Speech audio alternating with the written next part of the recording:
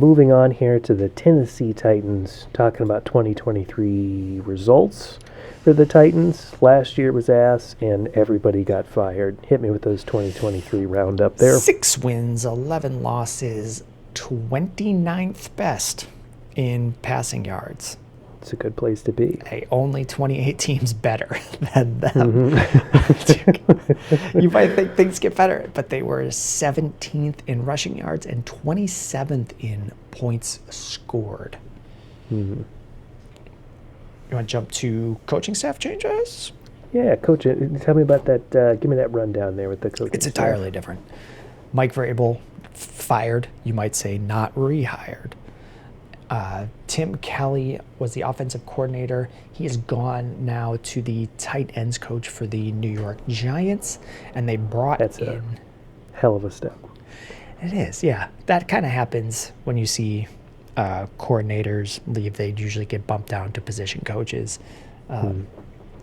What I like to look at that for is it's not a great use for predicting fantasy success, but if I see a guy get a job somewhere else, I do start to think like maybe they weren't so bad the year before. Like this guy did just quickly get another job, but let's go to who's coming in. We got Brian Callahan coming in at head coach. He is coming over from the Cincinnati Bengals. Offensive coordinator Nick Holtz. He was the passing game coordinator for the Jags for the past couple of years. And then O-line coach I wanted to call out is Bill Callahan. That's related to Brian Callahan. Some people have called this the head coach Brian Callahan like a Nepo hire because his dad has been in the league for a long time. I don't have a lot of context for that. Usually when I'm watching head coaching changes in the league, it's just can I, in a sentence, say they were successful at what they were doing before? He was offensive coordinator for the Bengals, who have had good offenses. So loosely, I just say yes. That's about as much analysis as I do for head coaching changes. I like to just use them as a reset for saying this team probably has a good chance to not be 27th in points scored again. At least some sort of a bounce back there. Yeah. Talk about that O-line. How's that looking for 24? This is an O-line that was, I think I had them listed as also pretty hurt in 2023. They've been trying to rebuild this line for a couple years. Last year they had top 10 pick and drafted Peter Skoronski. I think he played all right. They grabbed J.C. Latham this year at 7. They signed Lloyd Cushenberry. I think he came over from the Broncos. That sounds right. I have to double check that, but I'm going to go with it. It feels good. It feels good. If it feels good, it feels right. It feels all right. So, but not either way, not a step up. Yeah, well, a little bit of a step up. Still kind of. I'm not putting them as a top 5, top 10 unit right now, but. Yes, improvements. They're trying to make improvements here, and it was bad. They're trying to make it better, basically. Gotcha. QB room, Will Levis. Second-year guy, second-round pick. He started, I think it wound up being about half the year last year. He took over mid-year, missed some time with injuries. Wasn't amazing. He had some good games. Going into this year, he's being ranked, expert consensus rankings have him at 24th. I've got him about the same. I've got a list of guys here. Let's go through some of these, like who would you rather have this year in we're going to say 2 quarterback league? Because, I mean, he's at 24th. You're not drafting him in a 1 quarterback league. Would you rather have Deshaun Watson?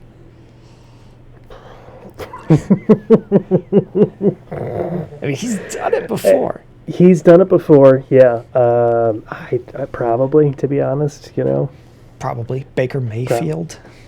I'd take a Baker. Geno Smith. I could see Geno doing something over Will Levis. Yes, I would still take Derek Geno. Carr. Probably still would take Derek Carr over Will Levis, to be honest. But J.J. McCarthy, Minnesota I would take Viking. JJ. You would take JJ. I would take JJ over Will Levis just because I believe in Justin Jefferson. I mean, the JJ in JJ McCarthy stands for Justin Jefferson McCarthy. That's his first. Yeah. Yeah. Yeah. How about Daniel Jones? I'd maybe take a swing at Daniel Jones, to be honest. I might with take you. a swing at Daniel Jones too. I don't know Yeah. that. So, with that said, like I wouldn't be mad if someone took him at 18 as a stab in the dark. Yeah. So 18, it would be the breakdown right now of Jaden Daniels, Matt Stafford at 19, Aaron Rodgers at 20. Maybe 18's a bit too high. But Yeah. in that range if you want to, if you feel it. But I feel like you could just get him for free. If he starts hitting, you can pick him up off the waiver wire. Yeah, easily. Because, I mean, the Matt Stafford, Aaron Rodgers, Deshaun Watson, Baker Mayfield are all players that might perform better than Levis, but might also die 2 weeks into the season and not really, come back from an injury or something because they just feel old. I think we now have spent more time on this call than we talking about Will Levis than we will for the whole rest of the season. Yes. That could also happen. I think we have spent more time talking about Will Levis than most of the Titans, probably coaching staff does. Anyhow, let's get into the running backs. Obvious offseason departure, Derrick Henry. Where are we going from there? So they brought in Tony Pollard from the Dallas Cowboys. Tony Pollard finished last year running back 15 in half-point scoring per reception scoring. He said that he was playing hurt to start the year. Sometimes players say that. He wasn't showing up on injury reports that I saw, but he did have a great back half of the year. So he said, I was hurt and started feeling better after this week, and it lines up with the stats. I don't take that into consideration a lot. His consensus ranking right now is 25, and I would have him way higher. So 7 spots higher, like 18-ish. He would be jumping over guys in the ranks like Aaron Jones, who moved over to the Vikings, Zamir White in LA, James Conner in his last year in Arizona. I think I'm a little more bullish than a lot of the industry here, where the coaching staff has said it's going to be kind of a 1A, 1B situation with their second-year player, Tajay Spears. But Pollard has done it before. And Tajay Spears didn't take a jump forward last year. Even if they do, this team was 27th in scoring. Like, there's just going to be more scoring, and that points will go to running backs. I'm expecting it to be Pollard a lot more than Spears, not a 1A, 1B. Yeah, definitely. And like you said, especially if you're in a points per reception league, that's an easy, even going into the season, like an RB2 kind of pickup, and you can you're not making your whole team around him, but you can get him for a lot cheaper. I think once you get it around running back 25, people start to just think that area, each year that it gets called like running back dead zone. That area rounds 4 or 5 are like, these guys are just duds. I don't see that with Tony Pollard. I see a pretty real chance at upside. Tajay Spears, I didn't know this, last year had 70 targets. Like, that's kind of a lot for how much he was playing. Yeah. So I could see some split, but I don't see it as a 50-50 split. Absolutely. Wide receivers, we got a couple additions here. How's that wide receiver room looking? They have brought in Calvin Ridley from the Jags. So last year they had DeAndre Hopkins, Treylon Burks, not much else. They had Nick Westbrook-Akine, who is also back. Bring him up just to say, I don't want to talk about him anymore. He's he just doesn't. He doesn't really catch the ball a ton. So let's go through the players who we think will. Yeah. Calvin Ridley was a 1,000-yard receiver last year. He finished as wide receiver 17 last year. He's being drafted as wide receiver 34. DeAndre Hopkins last year finished as wide receiver 22. He's being drafted at 38, or consensus ranked at 38. Yeah. Do you have any outstanding opinions on these guys? My primary outstanding opinion is that DeAndre Hopkins is old, and Calvin Ridley, fantasy-wise, just felt pretty inconsistent to me, where it was like, if he gets a touchdown, that's great, but he's not really getting the consistent touches that you would need unless you have him like in a flex position, you know? He had some bad drops. I think these guys are both Yeah. good flex guys at 34 and 38. I did pull up a list of receivers, and I couldn't see glaring problems in the rankings that I had with them. I think that there's just a lot of good receivers. Yeah. The league has just been absolutely. expanding to more three wide receiver sets and passing more, and we're starting to see teams have a lot of just usable guys. So if you are in a 2 wide receiver league, I could see maybe each one of these being a flex guy, but they just don't really jump out to me. I think they're going to finish in that 25-ish range each. Yeah. Not anybody that you have to really jump at. No, Treylon More Burks. like a grab bag. Treylon Burks, wide receiver. Last year, I have him as not ranked, which just means really, really bad. This is I think he was a 2022 first-round draft pick. I'm not positive on that. He's still on his rookie contract, and he just basically has not worked out at all.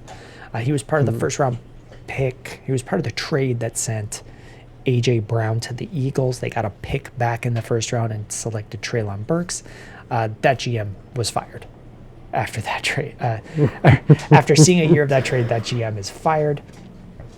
I think they had a guy start last year, so he's on his second year as the GM.